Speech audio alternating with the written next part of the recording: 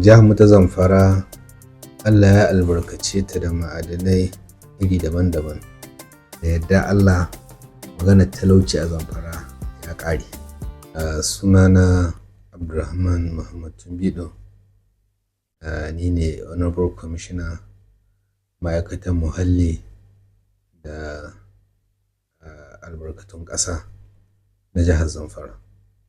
A yanzu da kake jagorancin wannan ma'aikata, wani hali wannan ma'aikata take ciki wanda ya kamata al'umma su sani na jihar Zamfara da ma ƙasa baki ɗaya? To alhamdulillahi, duk da yake kusan wata na ɗaya da zuwa wannan ma'aikata, na samu wannan ma'aikata gwargwado tana tafiyar da ayyuka iri daban-daban wanda suka shafi kula da muhalli da tsaftace muhalli da kuma abin da ya shafi albarkatun ƙasa na waɗanda ke cikin yankin jihar Zamfara. Kuma gwargwado ayyuka suna tafiya da sa haka kamata. Illa ni ma na zo ne na ɗora daga inda aka tsaya. Insha Allah. Ganin yadda jihar Zamfara take fama da ƙalubale na harkar ma'adanai waɗanda ake gani kamar suna daga cikin ummul aba'isin hana jihar zaman lafiya, me za ka ce dangane da wannan abubuwa? To alhamdulillahi, kamar yadda ka faɗa, jihar mu ta Zamfara Allah ya albarkace ta da ma'adanai iri daban-daban waɗanda da yawa mutane suke hangen yana da cikin dalilai waɗanda suka kawo rashin zaman lafiya na ainihin kamar yadda 'yan ta'adda suka addabi jihar ɗin.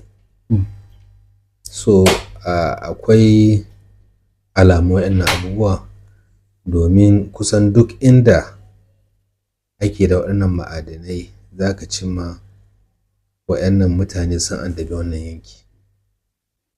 But alhamdulillahi, gwargwado gwamnati na iya ƙoƙarinta na ganin cewa ta samar da tsaro. Kamar yadda kowa ya sani kuma duniya ta shaida, mai girma gwamna ya so kayayyaki daban-daban na ainihin da za a yaƙar waɗannan mutane, kama daga motoci na yaƙi, makamai da sauransu, kuma waɗanda aka hannunta ma jami'an tsaro. Kuma ita kanta gwamnati ta kafa nata jami'an tsaro waɗanda za su taimaka ma ainihin sojoji da 'yan sanda wurin wannan fafatuka. So ana iya ƙoƙari a kai ta ko'ina, kuma masu bibiya abin da ke faruwa za su shaida haka. So illa abu ne wanda kamar shi ciwo shi ke shigan mutum yanzu, amma warkewa sai a hankali. Wannan ibtila'i ya riga ya shiga jiha, kuma ana iya ƙoƙari, kuma alhamdulillah sassa da yawa na jiha an samu sauƙi. Domin kamar yadda kowa ya sani, an yi lokacin da Gusau in kace za ka fito zuwa Funtuwa, idan ka san an ce za ka je Sambisa. Amma yau an waye gari kowa na wucewa lafiya ba tare da tsangwama ba. Ba za a rasa ba wurare daban-daban inda har yanzu akwai milmishin waɗannan matsaloli. Amma gwamnati na iya ƙoƙarinta na ganin an magance su da yadda Allah. Kuma muna fata insha Allahu ba da jimawa ba, insha Allahu za a shawo kan wannan matsaloli. Da yake kowane kwamishina yana da irin ƙudurinsa idan ya zo wuri, kamar menene ƙudurorinka a yanzu wanda kake so ka kawo dangane da ma'aikatar da kake wakilta? Alhamdulillah, babban ƙudurina na farko shine mu ga cewa mun kula da muhalli, tsabtace shi da raya shi. Muhalli duk abin da ya shafi wanda ke faɗin jihar Zamfara. Haka kuma ganin mu kula da albarkatun ƙasa wanda Allah ya hore mana, na ganin cewa al'umma jihar Zamfara sun amfana ta kowane hauyi da waɗannan albarkatun ƙasa da Allah ta'ala ya bamu. Wannan shine ƙudurina. A yanzu kamar wani kamfani misali, ko akwai wani yanayi da ake so mutane su fahimta dangane da tasirin muhalli ga rayuwar ɗan adam? Tasirin muhalli ga rayuwar ɗan adam kamar da kowa ya sani, na farko duk lokacin da ya zamana baka tsaftace muhalli ba, ta nan ciwarwata iri-iri suna iya kunno kai. Misali, in ka dibi wasu wurare yadda ake jefa shara da sauransu a cikin gota, wannan yana sa ainihin ita kanta gota ta zama ta cushe. Cushewarta daga nan zai haifar da taruwar sauro, daga nan sauro zai fara yaɗaɗa, yana cizon mutane, daga nan sai ka ji malaria ta fara. Duk wannan yana daga cikin sanadi. So kiran mu ga al'umma shine na farko, a zanki share magudanan ruwa, ana tsaftace su, yana taimakawa wurin kiwon lafiya. Kuma musamman yanzu da muke lokaci na damana, zuba shara a cikin ainihin gota da makamantansu yana daga cikin abubuwan da suke kawo faruwar ambaliya ta ruwa. Domin su ruwa duk lokacin da suka zo za su nemo kansu mafita. Idan aka toshe hanyar da suke bi, to nan ne za su nema ma kansu hanya. To daga nan ne za ka ga sun shiga gidajen mutane, abin har ya zo ya zama ambaliya. Amma idan suka samu wurin da za su wuce ba tare da wani tsangwama ba, to insha Allahu za ka ga an kauce ma wannan hatsari. Kiran mu ga al'umma shine da a kiyaye waɗannan hanyoyin magudanan ruwa, yana da muhimmanci ƙwarai da gaske. A tabbata ana tsaftace hanyoyin yadda ruwa za su zo su wuce kai tsaye ba tare da samun matsala ba. Haka kuma ko da a cikin gida, yana da kyau a koya ma yara yadda ake tsaftace muhalli, ba komai a jefar da shi ta ko'ina ba. Ya zamana akwai wurin zubar da shara inda yaro zai ɗauka abu wanda aka gama amfani da shi ko mara kyau a saka a shara, kuma daga sharar ne ya zamana an ɗauki sharar nan an zubar da ita inda ya dace. So wannan yana taimakawa ƙwarai wurin harkar muhalli. Haka kuma dasa itace. Itace suna taimakawa sosai wurin samun yanayi mai kyau da shaƙar iska mai kyau.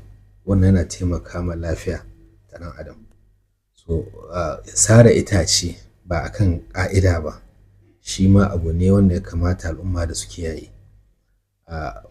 Ana ƙoƙarin koyaushe a yi yaƙi da kwararowar hamada. Wannan yana faruwa ta hanyar dasa itace. Idan aka samu itace an dasa su yadda ya kamata, insha Allahu za a samu cewa an yi controlling wannan hamada. So haka kuma shuke-shuke yana ƙara ba mu iska ingantacce wanda ɗan adam zai shaƙa ya ƙara lafiya a jikinsa. Don haka muna ƙara ƙarfafa al'umma da a yi ƙoƙari lokacin damina ne a dasa itace a cikin gida da kuma kewaye da wuraren da al'umma suke. Wannan yana da muhimmanci ƙwarai da gaske. Idan muka koma kan abin da ya shafi ma'adanai ko na ce albarkatun ƙasa, akwai raɗe-raɗin cewa da kamfanonin da gwamnati jihar Zamfara ta gayyato domin su shigo don su ƙara inganta harkar waɗannan ma'adanai ɗin. Kamar me za ka wayar wa al'umma kai a daidai wannan gaba dangane da wannan tunani da mutane suke yi? Alhamdulillahi, kamar da kuka sani, ainihin ci gaban kowace jiha, kowace ƙasa ya ta'allaka daga suwaye za su shigo su saka jari a cikin jihar ko a cikin ƙasar. Idan babu wanda zai saka jari a cikin jiha ko a cikin ƙasa, so tattalin arzikinmu ba zai haɓaka ba. Allah ya kawo mu lokaci wannan abubuwa an zamanantar da su, wanda ke a wata ƙasa sai ma ya fi ka sanin arzikin da a cikin jiharka, domin ana bincike sosai kuma ana samun sakamako. Wa'annan abubuwa da ake yi, kamfanona wanda suka nuna sha'awarsu da ra'ayi na su zo su shigo cikin jiha, gwamnati na maraba da su, na su zo su kafa hannun jarinsu ko su yi haɗin gwiwa da gwamnati wurin ganin cewa an haƙo wa'annan ma'adanai domin al'ummar jihar Zamfara su amfana, su kansu masu saka hannun jarin su amfana. Arziki ne Allah ya ba mu shi gwargwado, wanda ba wanda zai iya iyakance maka adadin abin da kenan. a yau duk inda aka faɗi sunan jihar Zamfara abin da zai zo ma mutane a zuciya shine arzikin ma'adanai da Allah ya bamu. Idan babu waɗannan kamfanuka da za su shigo su haƙo waɗannan ma'adanai, to ya za mu yi da su? Domin su adda ainihin instrument technology ta yadda za a haƙo waɗannan abubuwa. So bisa ga wannan, kamar da kuka sani cewa ita harkar ma'adanai kacokan haƙƙi ne na gwamnatin tarayya, amma jiha tana da rawar da za ta taka ita ma gwargwado a ciki. Dukkan abin da za a yi ana yin shi ne bisa ga doka, abin da doka ta tsara. So shi yasa duk wanda zai shigo saka hannun jarinsa dole ne ya bi doka. Menene doka ta tsara, a bi shi a haka, tare da ganin cewa al'ummar da ainihin za a yi wannan aiki wurinsu cikin yankinsu su ma sun fi kowa amfana da wannan aiki da za a yi, insha Allah. Akwai maganar inganta sinadarin lithium. Na'am. Ko me za ka iya cewa dangane da wannan kuma? Alhamdulillah, kamar da kuka sani, shi maganar sinadarin lithium abu ne wanda yanzu sabon shiga ne. Yanzu ne al'umma suke sanin menene, domin 'yan shekarun da suka wuce ba ma wanda san me ake da kuma akwai lithium ɗin. Amma yanzu 'yan shekarun nan an gano amfaninsa, kuma Allah ta'ala ya albarkace mu da shi. Shi yasa ya zamana akwai ainihin buƙatar shi ta yawaita. Wannan kamfani da suka shigo sun shigo ne domin su yi hulɗa ta ainihin tono wannan sinadari na lithium, wanda sun mallaki lasinsi daga gwamnatin tarayya na zuwa su yi wannan aiki, kuma a shirye muke ba su haɗin kai da goyon baya na ganin cewa wannan aiki ya ta yadda ya kamata, kuma al'ummarmu musamman na wannan yanki sun amfana da wannan ainihin investment nasu, insha Allah. Kamar ta wace hanya kake gani kamfani zai amfanar da al'ummar jihar Zamfara? Alhamdulillahi, kamar da kuka sani kuma kamar da na faɗa cewa zuwan wannan kamfani zai samar da hanyoyi daban-daban wannan al'umma za su amfana.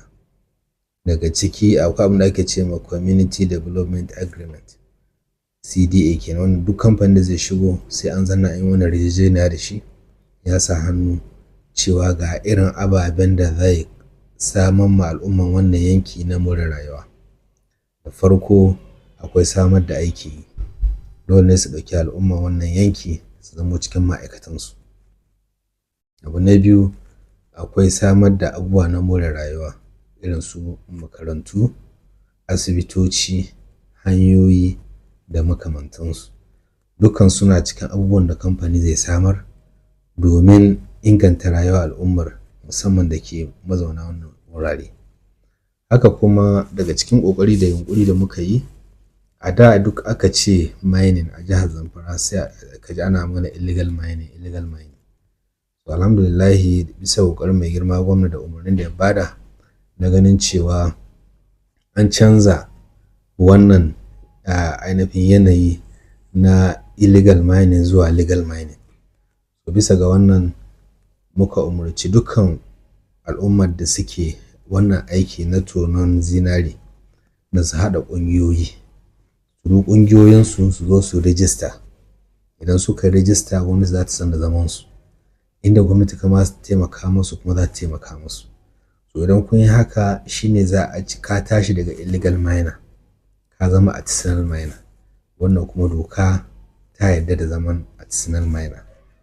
Bisa ga wannan muna kira ga al'umma da dukkan waɗanda suke cikin wannan hulɗa ta tonon zinari ko wani albarkacin ƙasa da su zo su haɗa ƙungiyoyi kuma su zo su rijista a ma'aikatan muhalli da albarkatun ƙasa ta jihar Zamfara, domin gwamnati san da zamansu kuma ya zama na gwargwado an kiyaye haƙoƙansu, tare da kuma tabbatar da tsaro wanda ya kamata gare su da kuma na al'umma, da kuma ganin cewa dukkan irin ayyukan da za su yi gwamnati za ta sa ido domin tabbatar da tsaron lafiyar al'umma na wannan yanki. bisa ga wannan ina ƙara jaddada kira da Allah su zo su yi rijista a gwamnati san da zaman su kuma su taimaka ma al'umman yankinsu insha Allah. Wani kira za ka yi dangane da waɗanda suke tafiya balaguro neman arziki 'yan jihar Zamfara ƙasashen kamar yankin kudancin Najeriya? Alhamdulillahi, kamar da kuka gani, da za ku ji an ce mutanenmu sun tafi Arle, an tafi ina don matasanmu.